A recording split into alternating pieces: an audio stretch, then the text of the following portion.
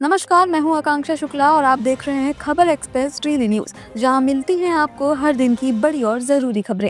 सरकार ने अटल पेंशन योजना को लेकर बड़ा फैसला लिया है, जिसमें आम लोगों को सीधा फायदा मिलेगा।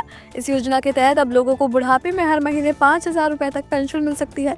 ये योजना खास तौर पर असंगठित क्षेत्र में काम करने वालों के लिए है। इसमें 18 से 40 साल की उम्र के लोग शामिल हो सकते हैं। जितनी जल्दी योजना से जुड़ेंगे, उतना कम योगदान देना होगा। सरकार की ओर से भी इसमें योगदान दिया जाता है। रिटायरमेंट के बाद ये पेंशन आजीवन मिलती है। योजना का मकसद बुढ़ापे को सुरक्षित बनाना है। आधार से जुड़े कामों के लिए अब लोगों को लाइन में लगने की जरूरत नहीं पड़ेगी। सरकार ने नया आधार ऐप लॉन्च कर दिया है। इस ऐप के जरिए अब आधार अपडेट, पता बदलना और अन्य जरूरी काम घर बैठे किए जा सकते हैं। खास बात यह है कि पहचान के लिए अब फोटो कॉपी की जरूरत भी नहीं होगी।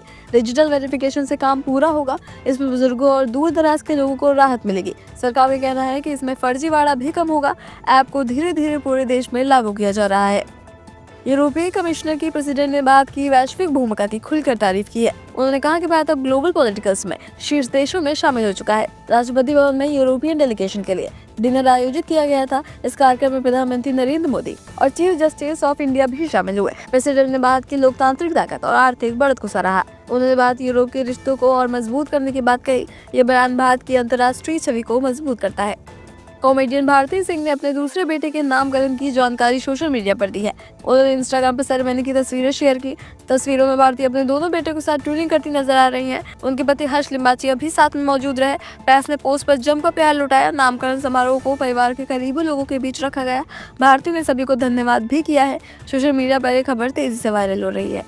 सोने की कीमतों में जबरदस्त तेजी देखने को मिली है। सोना 5,734 रुपए बढ़कर 1.76 लाख रुपए के स्तर पर पहुंच गया है। वहीं चांदी की कीमत भी 2 दिनों में 40,562 रुपए बढ़ गई है। चांदी अब 3.58 लाख रुपए प्रति किलो पर पहुंच चुकी है। पिछले 28 दिनों में चांदी 1.29 लाख रुपए महंगी हुई है। बाजार विशेषज्ञ इसे वैश्विक हालत से जोड़कर देख रहे हैं। निवेशकों में हलचल बढ़ गई है। आम लोगों पर भी इसका असर पड़ रहा है।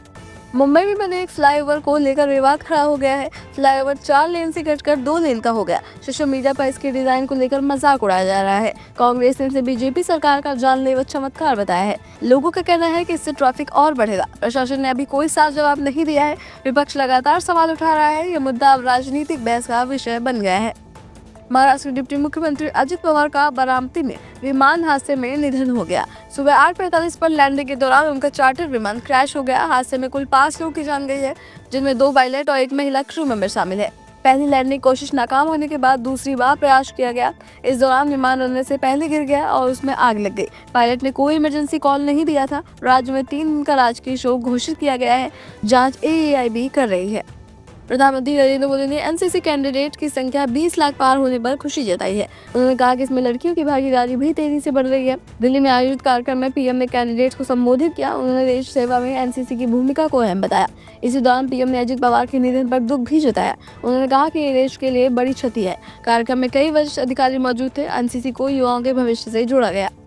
यूजीसी के नए नियमों को लेकर देश भर में विरोध प्रदर्शन हो रहे हैं। उत्तर प्रदेश में 16 युवकों ने मुंडन कर विरोध जताया। बिहार में प्रदर्शनकारी ने फांसी की मांग कर दी है। छात्रों और युवाओं में गुस्सा देखने को मिल रहा है। इस मामले में अब सुप्रीम कोर्ट सुनवाई के लिए तैयार है। सरकार का कहना है कि नियम छात्रों के हित में है। वहीं विरोध करने वाले की मांग के नियम वापस लिए जाए।